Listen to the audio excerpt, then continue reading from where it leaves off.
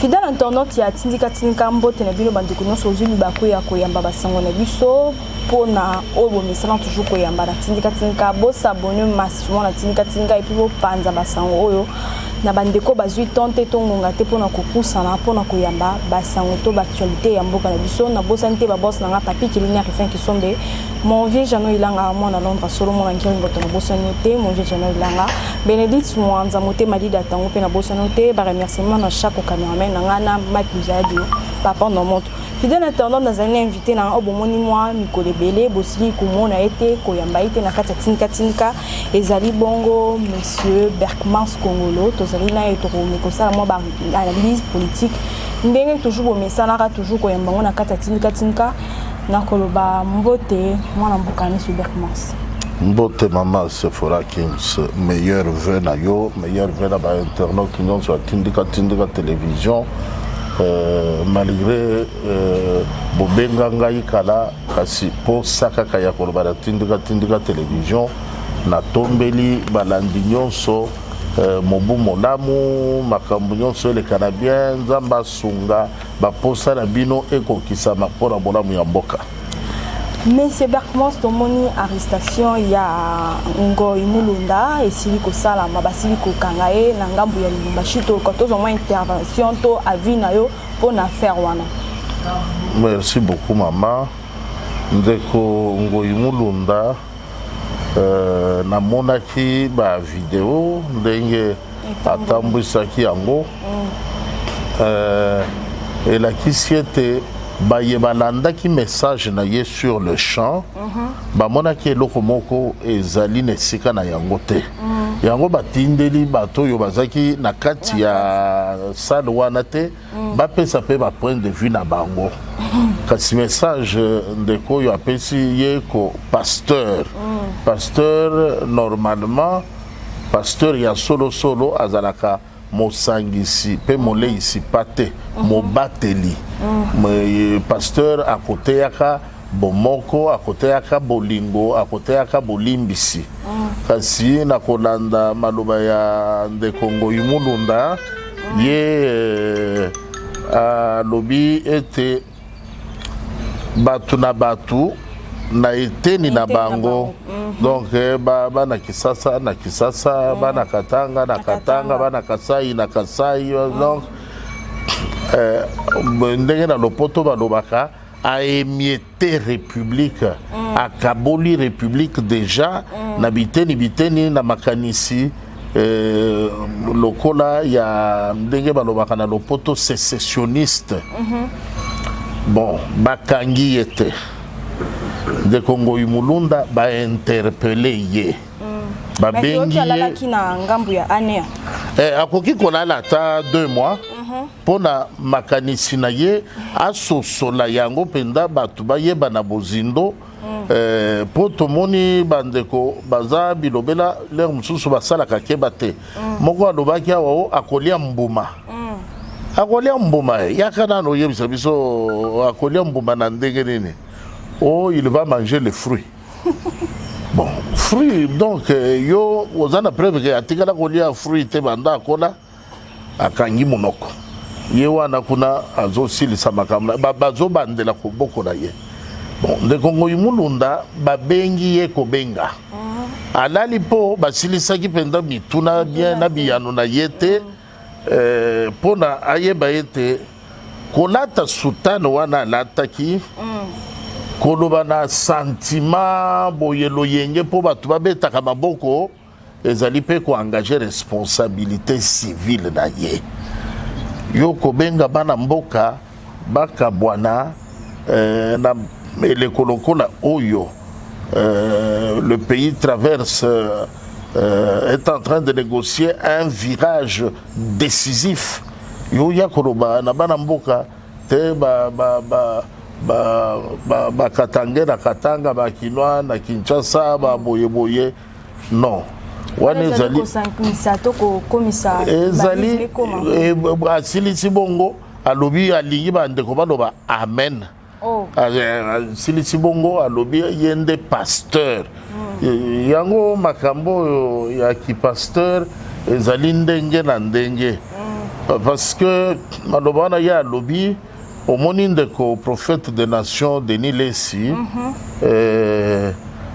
azali mutu moko ya bokebi penza soki asali mbeba azongela kama lobana ye bozo sentir penza ke mutu azali na recherche ya bolamu kasi oyo ya yo lobi mabe o persévérer na kati ya mabe wana nde sika toyebi te soki bandeko yo bayokaki balandaki bilobaloba po wana eza mateya te o balandaki bilobaloba ya ndeko Ngoyi Mulunda soki bakokontinue kobenga ye pasteur to papa po bato yango mpe bamonelaka bandimi mingi baobligeaka bango babenga bango bapapa. Mais comment on appelle les pasteurs apparemment comme on a des partis politiques, na bango tel kingani to oyo kingani to baza trop na fanatisme on peut dire parce que comment on a koloba ba pas bon apparemment zo là c'est déjà kazali mutu mo ya ngambu moko quelconque. Et si kawana na sepela ka mingi na ya no ndeko évêque Pascal Mukuna pesaka parce que nazaki ko comprendre te pona nini église munene lokola kimbangiste chaque fois bango tomona bango na Mobutu, tomona bango na Laurent Désiré Kabila, tomona bango na Joseph Kabila, lelo tozomona bango na Félix Antoine Tshisekedi Tshilombo. Et yano nazwela yango na monoko ya ndeko évêque Pascal Mukuna. Aloba et l'église travaille avec le pouvoir établi. OK. Donc ceux qui pouvoir les alliés établis parce que tout pouvoir vient de Dieu.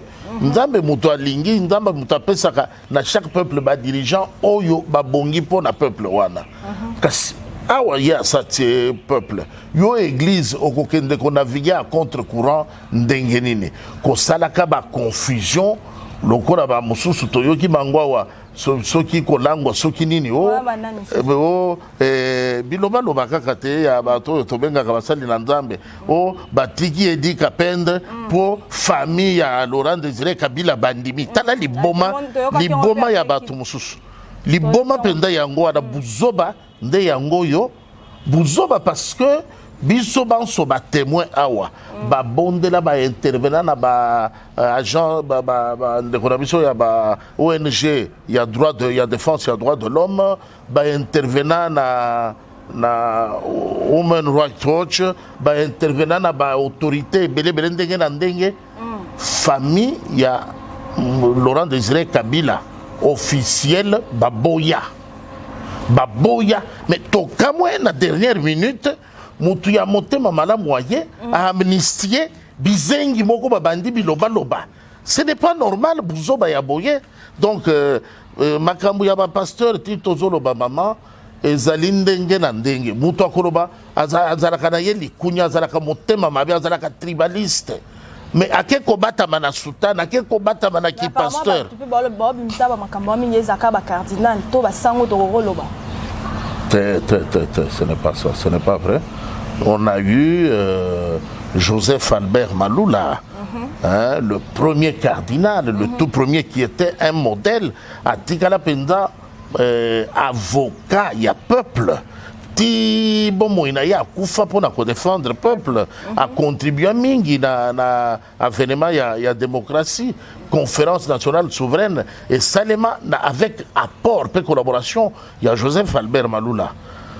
Awaye a accueilli Tomonaki Frédéric Nzabi Bamungwabi qui azalaki mutupe ya boanya makasi azalaki biloba lobate ozalaki koyoka na monoko na ye maloba penda ya kolendisa maloba penda ya kolakisa nzela maloba ya kosenga bolingo pe bomoko tomoni yango epa ya cardinal Laurent Mosengo Passigna qui a sacrifié les plus belles années de sa vie pour Nambokoyo à travers la conférence nationale souveraine bien que vers la fin il y a qui aussi la ndenge moko ya mwa bilinga mais bon donc ezabongo mais on ne dit pas que tout le monde est parfait hein.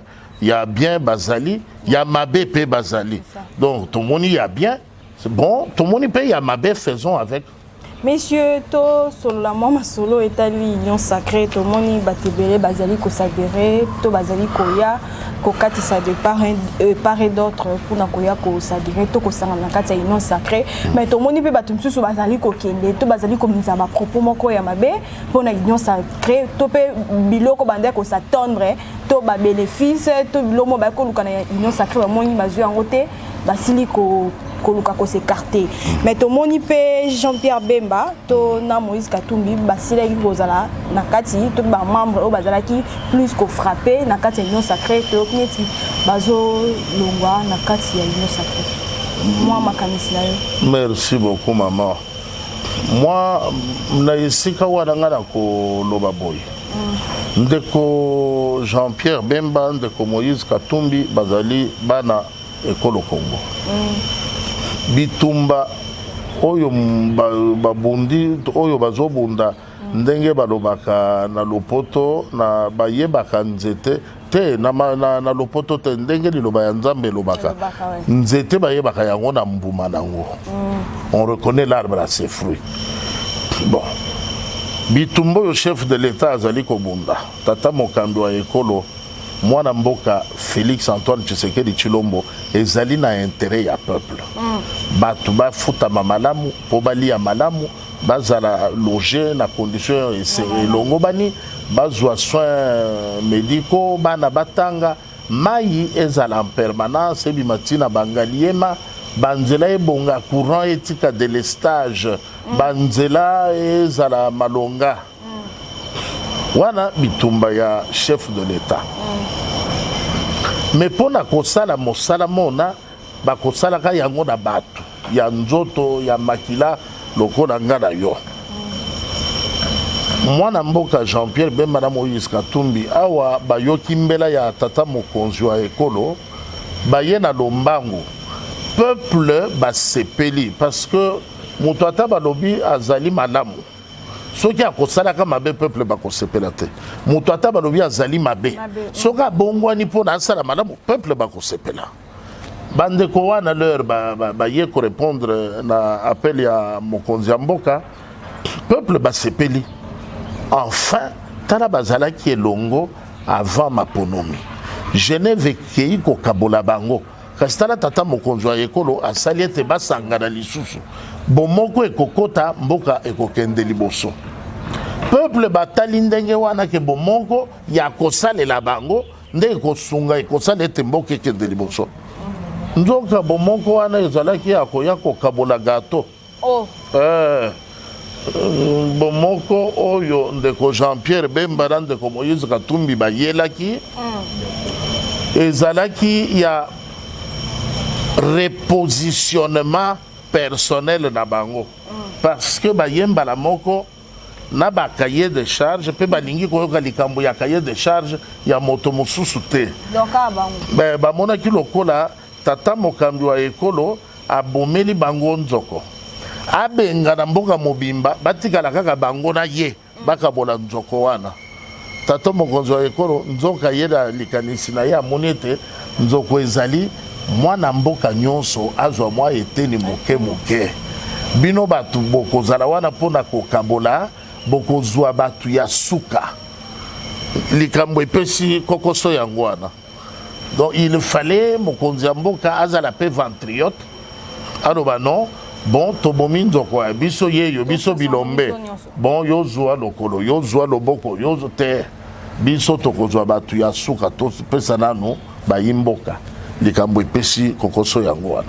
Na moi ya lelo bayimboka bakotalaka lolenge mwana mboka Moïse Katumbi na Jean-Pierre Bemba bakoya lisusu na discours nini awa peuple ayebi ete bango bitumba babundaki na Martin Fayulu ezalaki ya bolamu ya peuple te balobaki ete Moïse Katumbi na ndeko Jean-Pierre Bemba balobaki ete balekisa Martin Fayulu azala wana kasi azala mokonzi te abongisa kaka maponomi mosusu po bango pe bazala likambo nyonso ezoloba kaka bango ezoloba peuple te.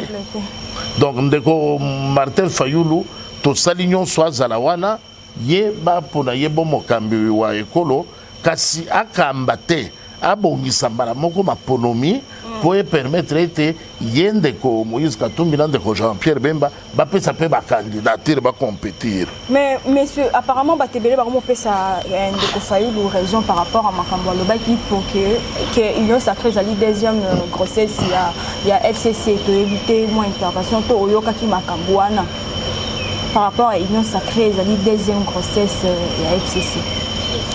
On a ninda lobaki Fayulu. Bon. Kombo anangala kanga kango na pasi pona tikala koyoka yango esika mwana mboka mosusu te. Comment Fayulu. Yo talaka ka depuis au banda école maternelle. Tina moya lelo tikala kotanga na collègue Kombo Fayulu te. Naza prophète temena ibi keza ya sol. Bino ba internaute oyo bozona mutu atanga mutu akenda na école ayoki Kombo Fayulu na collègue na ye ya classe atombo na musapi. Ezalaka te sikoyo mutu ya boye nzamba kitiseli biso ye po apesaka biso insomnie yo ya kotunanga makambo na ye ya alobaki nini alobi l'arche d'alliance union sacrée ezali nini deuxième grossesse ya FCC cash wana le prétendu président élu kasi ye président élu il fallait corriger sikoyo muyombe gauche sokolo obandaka recrutement ya baacteur ngadiadia ngadioso za wapi mais petit nanga saisa yo lukaka baacteur bon bandeko mosusu il faut koyeba talent ya motu na motu mpe kooriente ye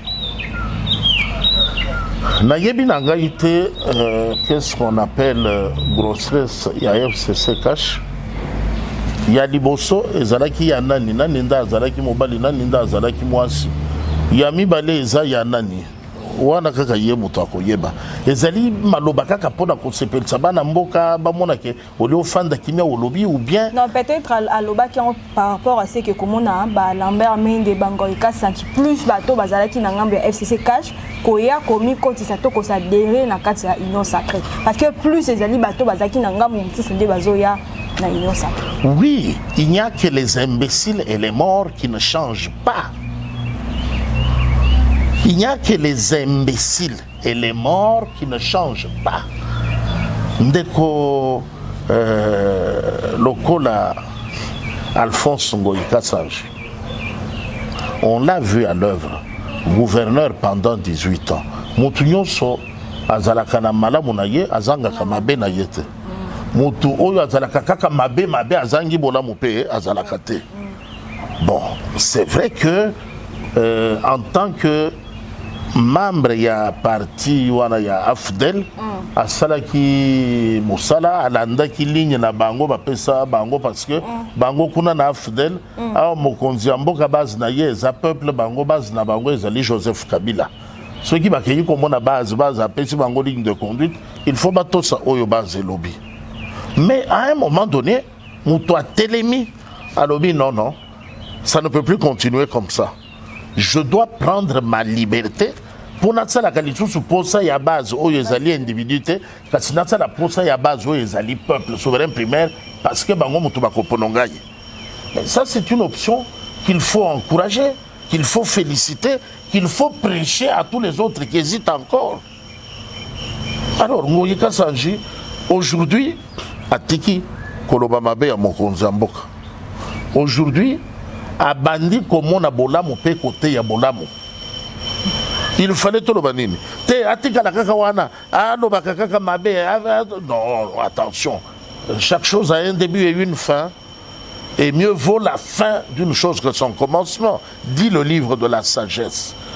Donc, Lelo, Ndekoloko la Lambert Mende, un homme politique éminent, il a fait ses preuves na AFDEL de Kolambert Mende Asali Moussala Naye en tant que Moutouazali na responsabilité ya Yebisaba Imboka Makanisi to Mikano ya Lingomba o Yaye. Il a joué un rôle qui parfois était bon aux yeux du peuple, qui parfois énervait le peuple. Mais attends, Lelo qu'il s'arrête par réalisme, il écoute ce que lui dit sa base. membre ya parti na ye, parce que les deux que vous avez cités là ont des partis politiques, ce sont des leaders politiques. Bazalina Baimboka Oyo Balandaka Bango Sima. Bamoni que et comme bazo mettre les choses sur la même longueur d'onde. Bango Baye na base ya na bango base officielle Joseph Kabila, base apparente. Apesi Makanisi. Bazongi la base réelle, base Boyi Yango. Le réalisme oblige, ils ont décidé de suivre la volonté du souverain primaire. Sikoyo Tokoloba union sacrée et comme Mbilinga, parce que les gens que l'on prenait pour de méchants, aujourd'hui affirment qu'ils peuvent défendre les intérêts du souverain primaire, ouvertement, et sans détester leur ancien leader, mais ils veulent être au service du peuple. Je crois que là-dessus, ils ont, tous les deux, moi je les ai suivis, ils étaient très clairs. Réjouissons-nous que Baye, Kosunga tata mokambi wa ekolo koko kisaposa ya baimboka mais soki baye lokola bandeko ototi kolobela ndeko Moïse Katumbi na Jean-Pierre Bemba peuple akomona peuple lelo akaba bandiko kamata position na makambu ya bandeko yo Moïse Katumbi na Jean-Pierre Bemba non ndeko Jean-Pierre Bemba zongi lisusu c'est que balaki poste ya mbongo te ndeko Moïse Katumbi accueilli à ces positions stratégiques où ils ont permettre à se venger à Joseph Kabila. Le but de l'union sacrée n'est pas de se venger les uns sur les autres. Non. Mais c'est ça qui se disent. Jean-Pierre Bemba qui le sénateur a vu tourner Joseph Kabila dans le passé, peut-être s'il Kozonga, parce que dans les oui, c'est vrai que les deux sont les collaborateurs, les fervents fidèles de Joseph Kabila. Et puis il faut voir, à un moment, le mariage était tellement admirable qu'il y avait une très grande complicité entre Jean-Pierre Bemba et Joseph Kabila. Joseph Kabila, le président de la République est allé voir son ami. C'est la même chose avec Moïse Katumbi. Complicité Moko Yandenge Wana. Bon, s'ils reviennent à leur ancien amour, Naninda Koyeba, biso peuple Tozali Kotala. Tina Otombo Kikuna Ezanini, Balobi Bapime la biso mai, ote. Balobi enseignement ezala gratuité, ote. Balobi bana bazwaka traitement te, ote. Balobi nini? Balobi ngana fanda na ngwende wane komi ozotambola pona libumu na yo. Tolingi bo silika ke tokei na concertation, toyoki mokonzi mboka lobi makambu ya amélioration ya conditions salariales ya fonctionnaire te. Botomboki. Non biso tolongwe parce que bazui requalification ya train de vie ya ba militaire na ba policier te. Wana to ndimi bino. Bino boye ko tomboka po ba pesi bino possibilité ya ko vimbisa mabengara bino na mosolo mo l'état te. Ce n'est pas une raison où il y a un peuple maboko. Voilà. Mais toyo qui peut complot ezali ko sala na ngambu ya Lubashikuna na Gédéon Kingo, Joseph Kabila na John Numbi basili ko sangala pona moi complot moko bote. Nalandaki patriarche Antoine Gabriel Kyungu wa Kumanza.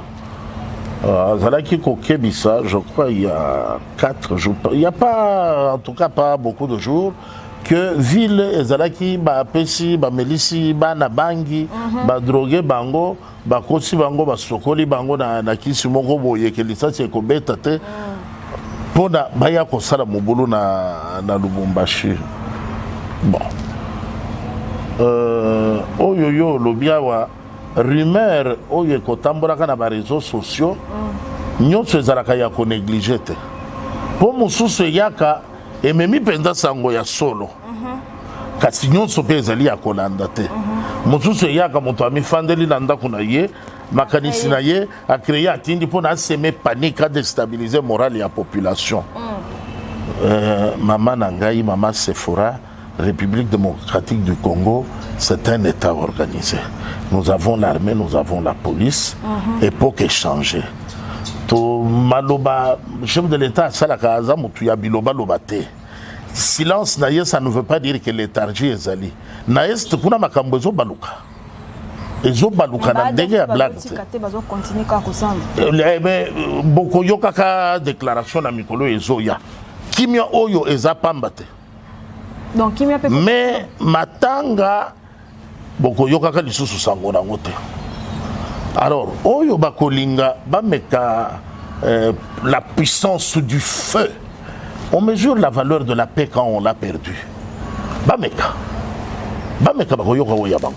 Monsieur Bercomance, tout le monde année 2020 ici aussi là et puis tout comme en 2021, il y a des gens de la population basali qui se plaignent bazolo ba été jusqu'à là basali komona et lo komo côté ya malonga depuis tata ekolo asili ko kota na pouvoir bazali ko talela ye na ne o to sili ko banda enfin ke ba mona makambo ya malamu po été peuple basepela moi intervention na yemo. Merci maman. Naboyi penza na découragé avec la dernière énergie bato bazali kotale la tata mokambi wa ekolo. Lelo tozali batu ya kotale la kayete, tozali batu ya kotelema simana ye.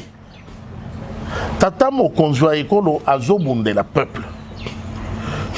Bato yo azobunda na bango pona peuple elonga toyebi bango. Bongo bokotika bato wana bafandi na ba quartier na bino.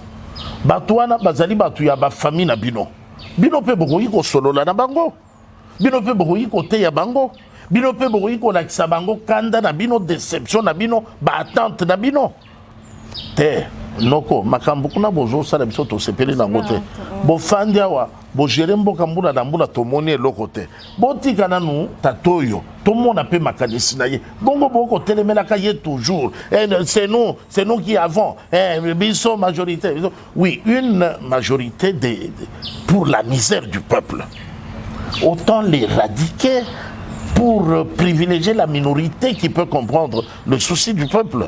Alors et si kawana ngana kosenga na bayimboka tokanga mabomu tumoko sima ya tata mokambi wa ekolo poete oyo ye alobi ezala iyo epa na biso soka alobi na biso awa na kokite prenez-vous en charge toyeba direction nini tozwa.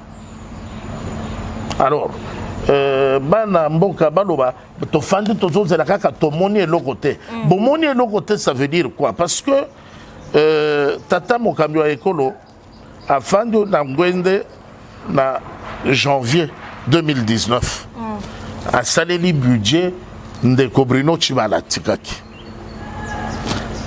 oyo boyebi lolenge babundisi eti basanza soki mutoba gouvernement bazokoka kotia yango en place te tokota 2020 covid ye kotelema bitumba ya bandeko ya Fidèle e bandi koto yo boye ndeko Martin Fayulu atelemi babebisaka kaka asala mosala te biso peuple tomoni yango sikoyo tokotika mibundela ye moko biso tozela kaka alonga nde tosepela wana eza motema mabe toza conscient te mais na kati ya bitumba wana nini tata mokonzi wa ekolo asali te programme na ye ya 100 jours lelo esili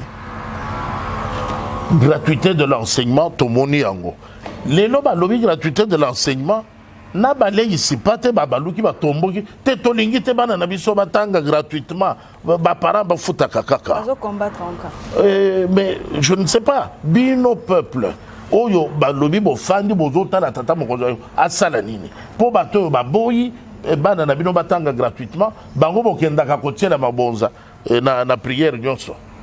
Alors tata mokonzi wa ekolo akosala nini azali ye moko balobaka mosapi moko ebomaka silitaire awa biso totelemi nsima na ye nde ekopesa ye makasi ya kokoba mpona akokisa posa na ye kasi soki tofandi totala mibundela ye moko contre les gens mobimba ya bamalfaiteur baprédateur en tout cas tokozela mbula ebele hein.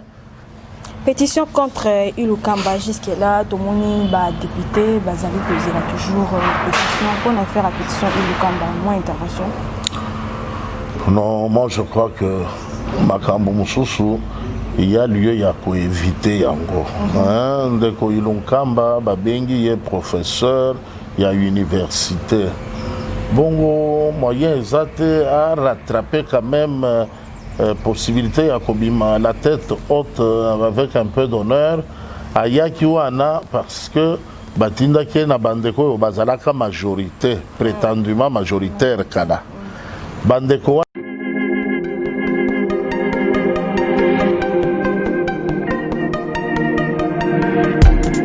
Après 25 ans d'expérience, eh oui, de 1995 jusqu'à ce jour, Elton Store, l'unique shop congolais de Londres, la Grande-Bretagne, il à Londres, les alikosa la fierté à la communauté Nabiso, et surtout, il y a un homme d'affaires congolais sérieux dans la diaspora. Oh yes, yes, yes, yes. C'est créé Elton Store et Zali Kakamoko, le sérieux, à quel na service qui toko na ba client na ye. Avec ma produit naïe, où il y a première classe, il y a qualité supérieure. Oh, il y a ma bombe à Eden Store. Oh yes, mon climat bimbe yeba. Ma maman à Londres va confirmer. Eden Store, c'est le perso des produits cosmétiques. Il y a solo produits originaux. Et yes, les alipes perso, il y a produits alimentaires, naturels et organiques. Au travers de nos produits cosmétiques, Eden Store détient le secret. Secret ya solo, où ya poso ya maman moi c'est qui toko. Poso ya moi so penza basali kolula, poso ya moi so mobala kotala ya lembate. Poso so ko tamboli masanga sima. Eh oui, yango ne ba produire so tekama na kati Eden Store. Na ba produit alimentaire, où ya Eden Store, yango de secret ya cuisine ya maman congolaise. Eh oui, nyonso ko so pensa mobali na yo ezali. Pondu, matembele, ngai, ndole, fumbwa, ndunda, bilembwe, oyo nyonso penza, oyo kobonga pona cuisine na wezali. Oh yes, yes, yes. Olingi mobali na yo asepela na yo libela na libela. Olingi mobali na yo atalaka yo lokola mwasi azali kolula sika. Oh yes. Olingi mobali na sisa biloko nyonso tielaka ye na mesa. Secret zali kaka moko. Eden Store.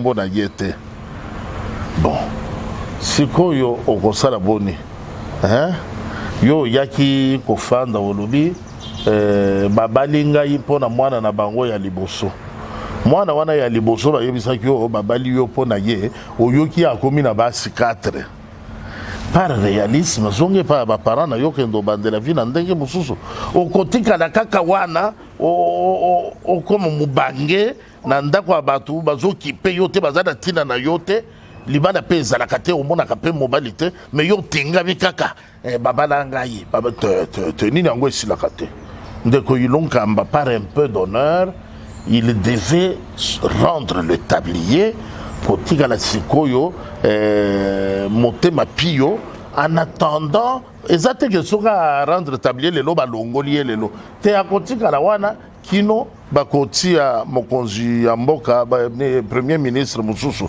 nde eloko oyo esengeli na bana mboka comprendre baennemi na bino bato bazolinga bomonaka pasi nde oyo bazomeka kotia kale na mokonzi wa ekolo nzoka tata mokonzi wa ekolo azobundela biso tobima na situation ya misère nini kasi ekolekana ke covid esali ete manda ya tata mokonzi wa ekolo tosursoir yango kino covid ekosila covid ekosila soki 2027 soki 2028 nde manda ya tata mokonzi wa ekolo ebandi kokurir tokobanda yango eza 5 ans toponaki mpona 5 ans akogere ti 2032 ndenge ndeko Joseph Kabila alobaki na 2032 ale nde tokei sikoyo na maponomi mpona biso tozongisa ye lisusu na ngwende asilisa kokokisa posa na ye oyo nzambe atindela ye kokamba mboka Congo démocratique soki mpe maponomi esalemi te tokamati article 70 totie na mesa article 70 elobi boye soki maponomi esalemi te le président de la République reste en fonction jusqu'à l'installation du nouveau président démocratiquement élu. Alors, tous à la confusion, beaucoup de Satan, pour la commune ça va n'amboka passi kasi constitution ezali claire moto akomeka ko violer constitution azate botika tata mokonzo ya ekolo asala musala na ye covid esila to banda ko compter mandat na 2032 tokeye élection tozongiseli lisusu 5 ans mosusu yo bakisi to yo tie non non ngati mutu natindi covid mama webi kozala kokamba mboka ezate po balobi tata mokonzo ya ekolo afandi na ngwende na 2019 allez tolobi na 2020 asali mbula mobimba na 2021 mbula mibale te mbula ça veut dire gérer la loi budgétaire pendant la loi budgétaire votée pour l'année arriver à gérer cette loi budgétaire. Bon, ko diriger mbogeza ba diriger kamboka na nini na présidence kaka boye comme to fandi na ngwende balobi a diriger. Non, ko diriger c'est répondre aux attentes du peuple telles que prévues par le programme du gouvernement selon la loi budgétaire votée.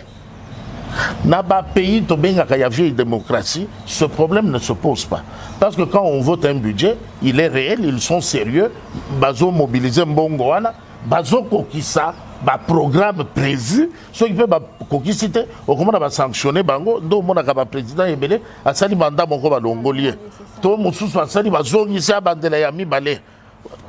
Parce que tous les moyens étaient à ta disposition, pourquoi tu n'as pas réalisé tes promesses de campagne? Ah ouais, il n'y a pas de moyens. Le pouvoir, ce n'est pas seulement la force de décider et de signer, c'est aussi l'argent à affecter pour répondre aux besoins de la population, surtout. Or, dans le cas où Yotozanango, le budget voté qui a il y a 11 milliards, et ça qui est paralysé par Covid. Bolobinine, Mbongo est quitté, bon, tu salues l'autre côté, mais tu continues, tu continues, tu mandat, ils ont kende. Ndeli boma yangoana. Messieurs, tokoshite na mwa motuna otomoni bakila ezali ya kokangama ezali kosala mwa pasi komona bana ndenge bazali kotanga te classe ezali te mais couvre-feu sous ezali tozali kokoba lango lisusu tozokende déjà ba un mois yango yo à faire couvre-feu tozali ko vivre nango awa na kati ya mboka na biso mais ezali tozali komona ba boîte ezali kosala ba terrasse banganda ezali kosala ba culte ezali normalement kosalama mais que là si komona ndini bakangi moi classe monité à faire wana classe ezali kosalama parce que il y a des parents au ba avança qui ba mbongo misu ba soldats qui fait déjà ba compte il y a classe et tout là, parce qu'au moins à faire il y a classe, ça va vraiment bien.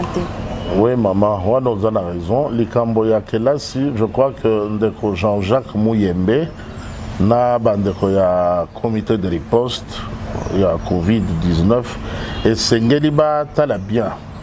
Je pense qu'avec un peu de bonne foi, on peut, il y a lieu à permettre bana reprendre classe.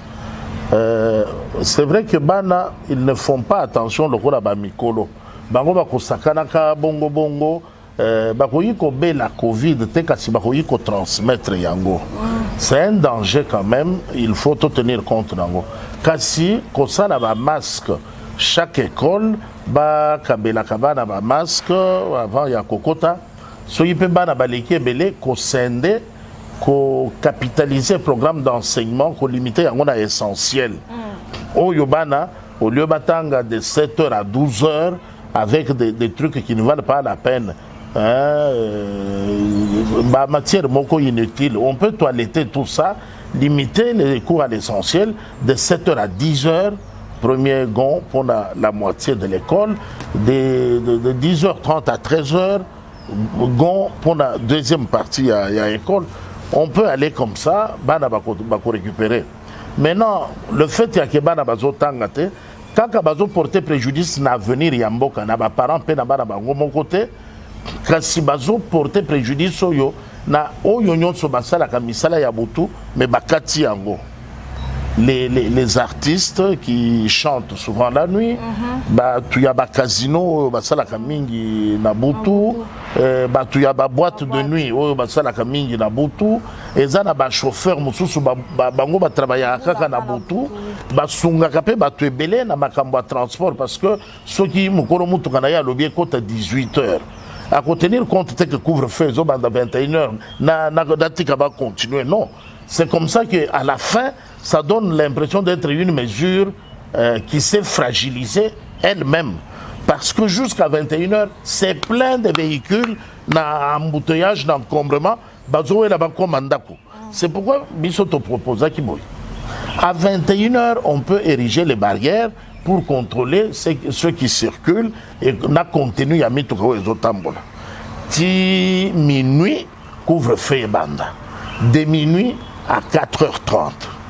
Parce qu'à 4h30 déjà, bandeko bafandaka musika babundaka déjà pour le transport baya kokoma nesika musala oyo biso tomonaki yango wana kasi soki ekosalema te de même manière que bawenze ezokota na désordre bato bazokende kuna baéglise ezokota ezo respecter relativement mesure wana parce que nalandaki ndeko Ngoyi Mulunda du début à la fin azalaki na masque te bandeko yo ya donc ya misala ebele et qu'il y a comme une injustice sélective et porter préjudice seulement à l'avenir Yamboka qui est sa jeunesse ou yoba église mususu ezobundisa batanga te kaka bafuta oyo tata mokonzo ekolo alobi batanga ofele. Non, il faut arriver à équilibrer, à rapidement récupérer la situation avant qu'elle ne dégénère d'elle-même et qu'on constate que la population marche sur les instructions. Fidèle entendant, comme on a souka émission avec M. Berkmans, le 14 mois, il a souka au coloca pour s'adresser na bandiko bayabi basangona biso et puis pour na ba contact na yo ba contacter on deni. Merci beaucoup maman Sephora Kings.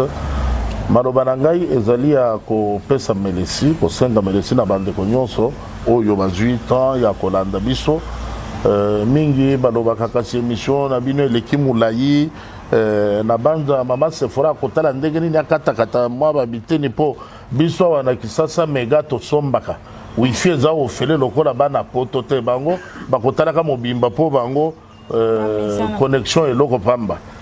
Donc na sengi bino merci.